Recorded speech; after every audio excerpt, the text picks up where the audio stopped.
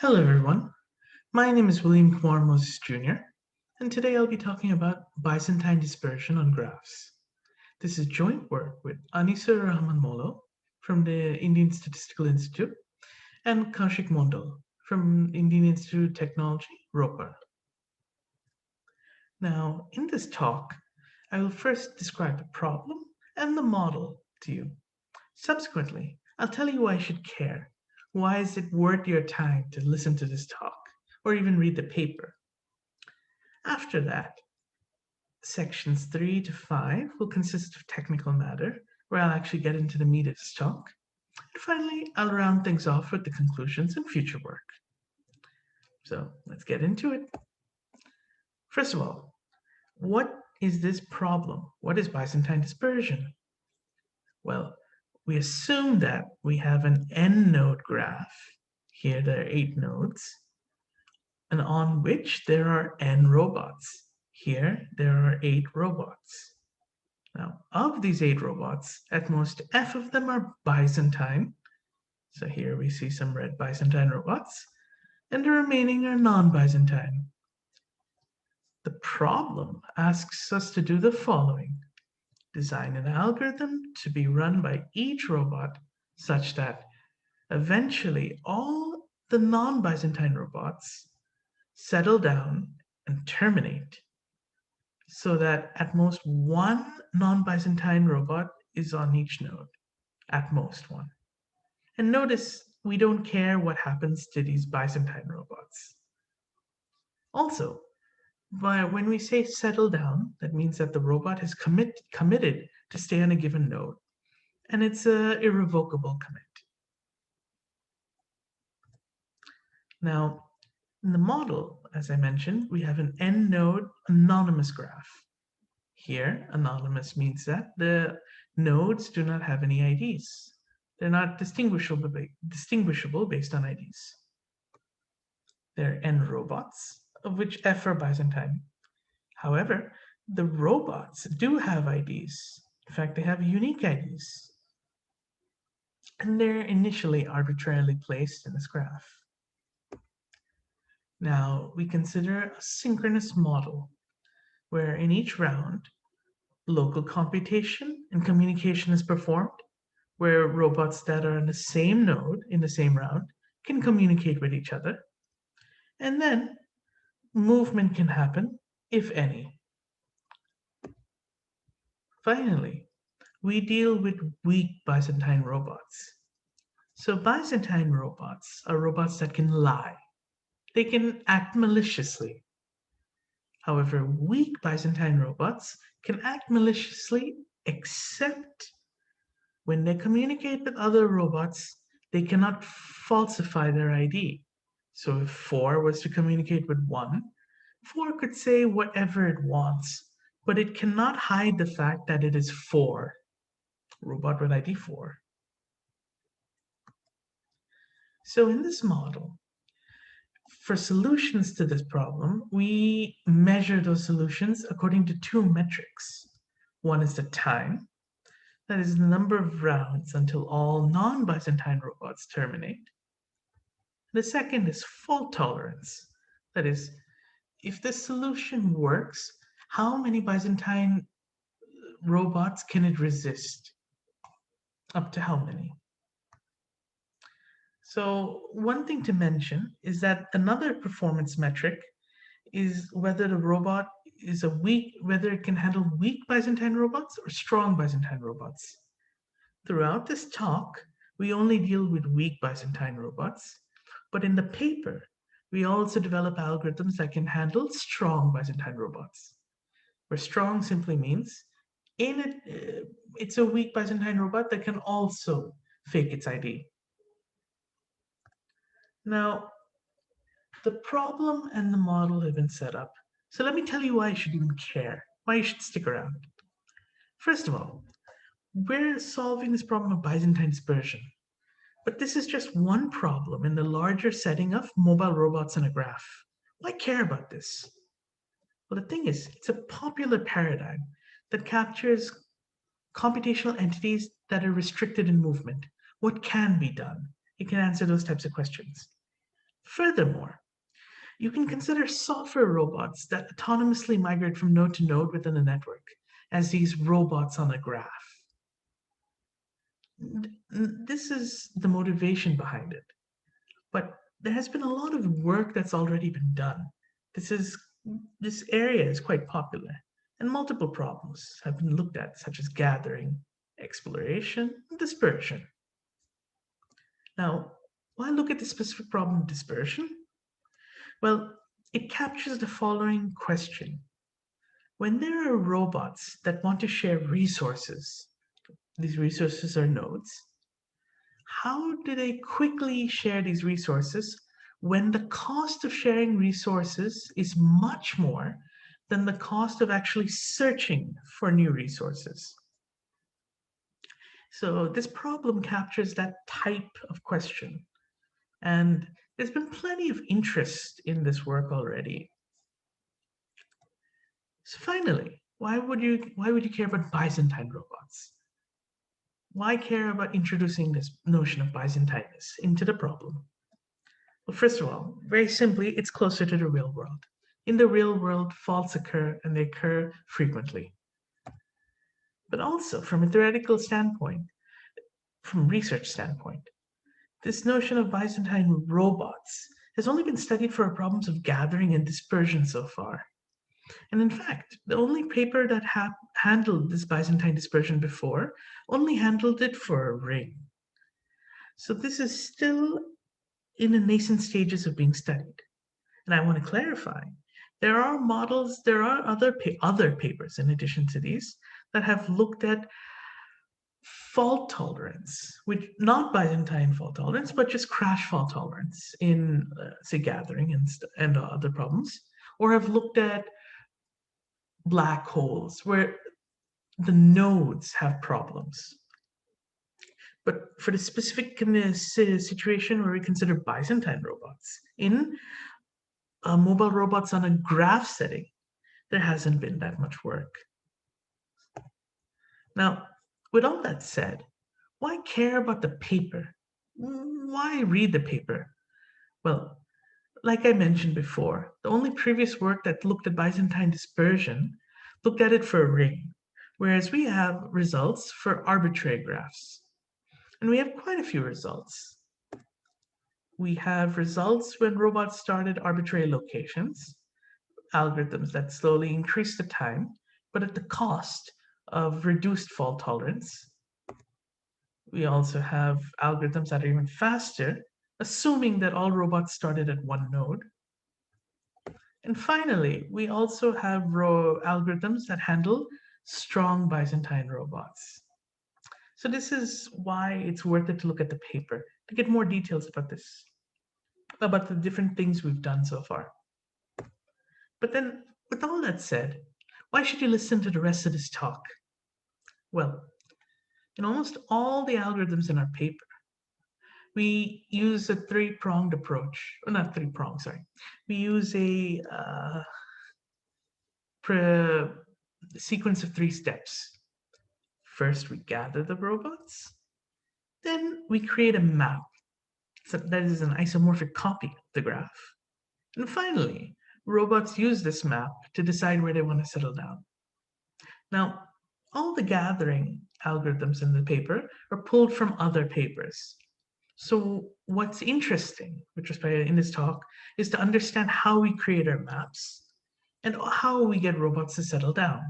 So in this talk, we'll give the intuition behind these two things. And with this intuition, we'll be able to understand why our 4th result and our 5th result work. That is, when you start from a gathered location, how you can get O of n power 5 time and O of n power 3 time for these two given Byzantine tolerance levels. And we'll also briefly talk about how you can handle up to n-1 faults, even if you have start from an arbitrary location. So with all that said, let's get into this. As I mentioned, 3 steps: gather robots, create a map, and decide where the robots will settle down. So let's look at creating a map. So let's look at the simple problem first. Assume you don't have any Byzantine robots. You merely have two non-Byzantine robots. How do you construct a map of a graph? Well, assuming they start together at the same node, there's a simple technique from Dedun et al. From TAG 2014. And what their idea is to use one of the robots as an explorer and the other as a movable token. And the idea is to increase these robots' understanding of the graph in, in layers. That is, from their source node, they learn of uh, increasingly larger balls of the graph until the whole graph is learned. And the technique takes O(n)cube time. Let's just look at one step of it. So there's a designated source node, and let's say the ball of radius r is already known. So here, this is all nodes at distance up to 3 from the source node. The graph, the subgraph consisting of all nodes at distance at most 3 from the source node is known. But for nodes that are farther than this, the graph is not known. So what the explorer will do is it'll take the movable token and it'll come to one of its nodes right at the edge of this ball BR, between ball BR and the unknown, and it'll move across an edge leading outside the ball, and it'll place the token there. Now with the token placed, this explorer will go back to the other nodes at distance r, and it'll explore all outgoing edges. The purpose is to determine if these other outgoing edges lead to the same node or different nodes. And this can be done because the token allows us to understand if we've gone to the same node or not. By placing this token at each node outside of this ball of radius BR, you're able to slowly learn the graph up to radius r+1. And once that's done, you can just repeat this process and keep growing the ball.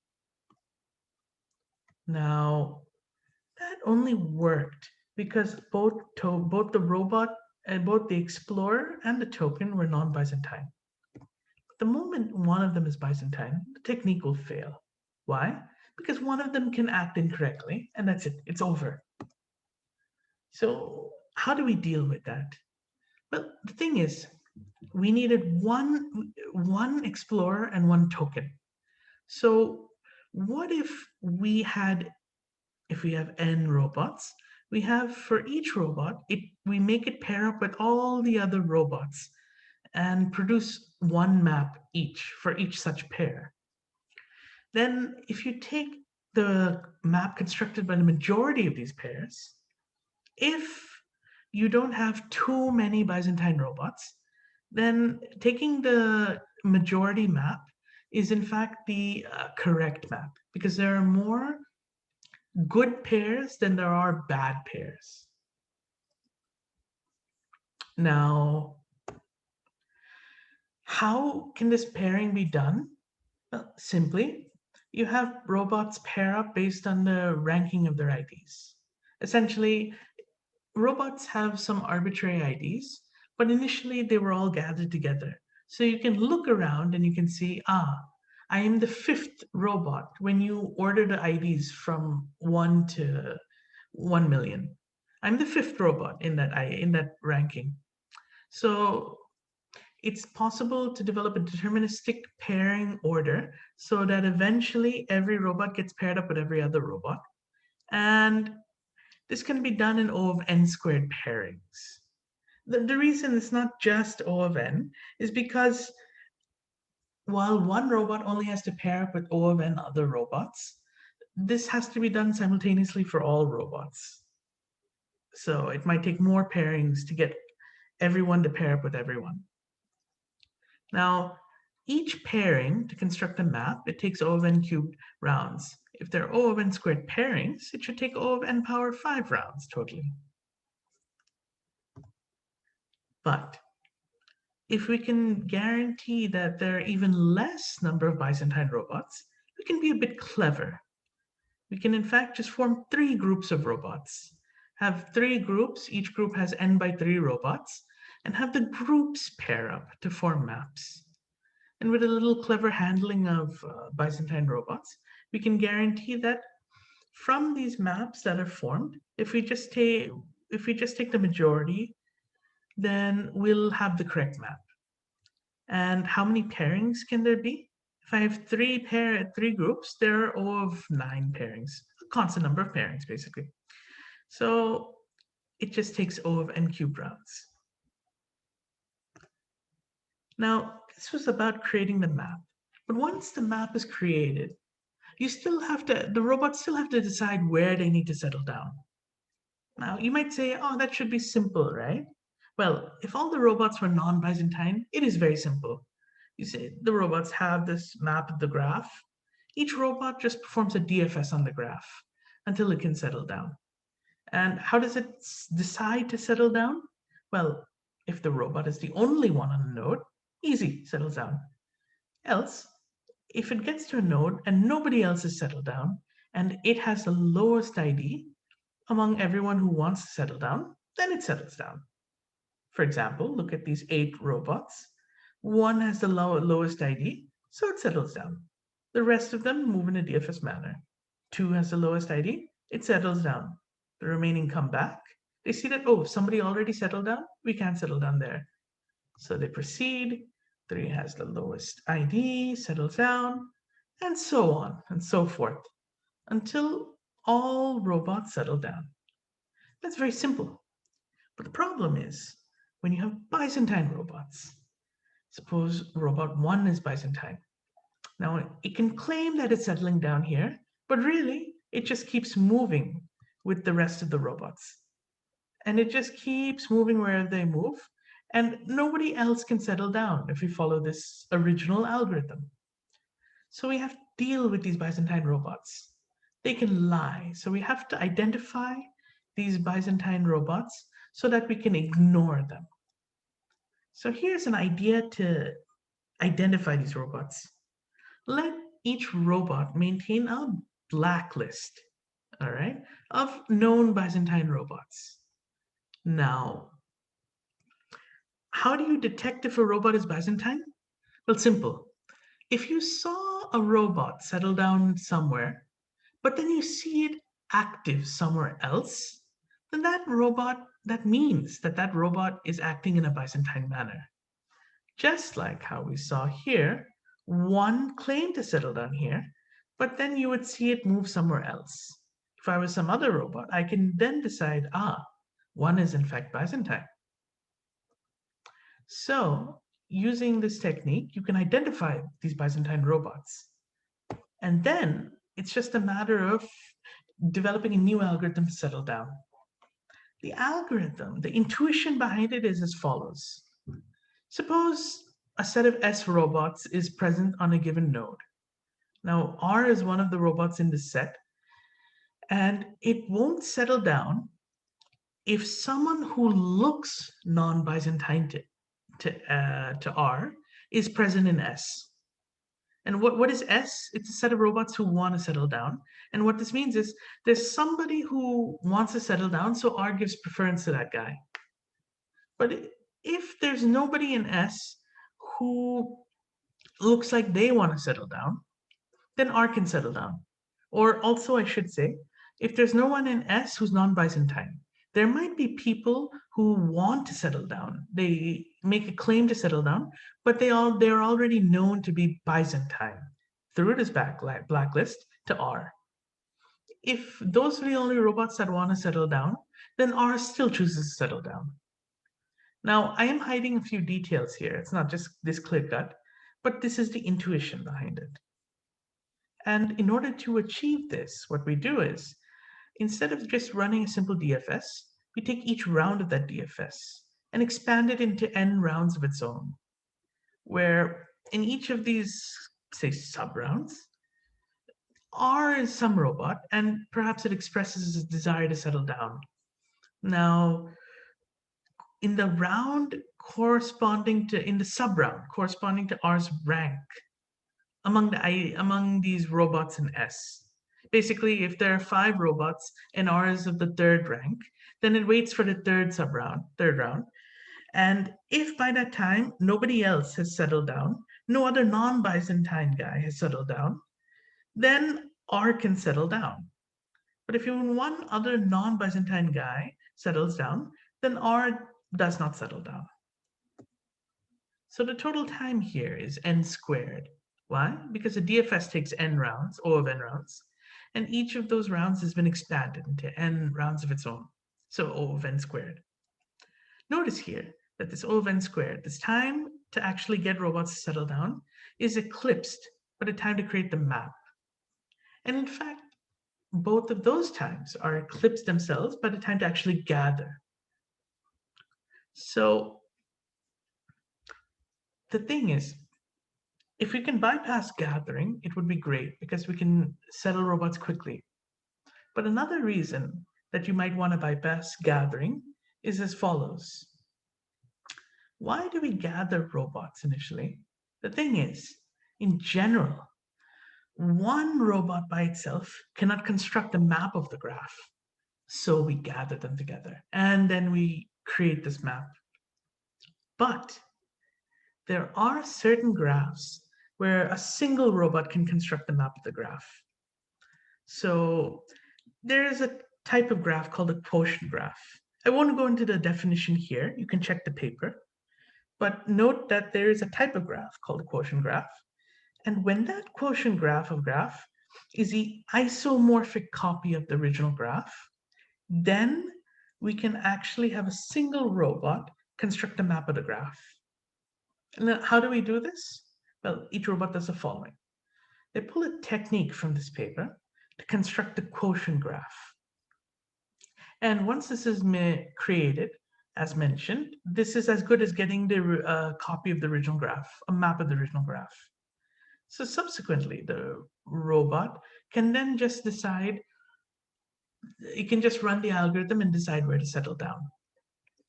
So in other words, for the special type of graph, we didn't have to gather. We didn't have to deal with other robots. Why is this so nice? Because as a result of this process, we can handle up to n-1 Byzantine robots. Each robot just depends on itself. And that's pretty nice. Now, to wrap up this talk, what did we talk about? We talked about this Byzantine dispersion with weak Byzantine robots. But in the paper, in addition to more details of the above, we also have solutions for Byzantine dispersion with strong Byzantine robots, which is when robots can fake their IDs. Also, we have an impossibility result.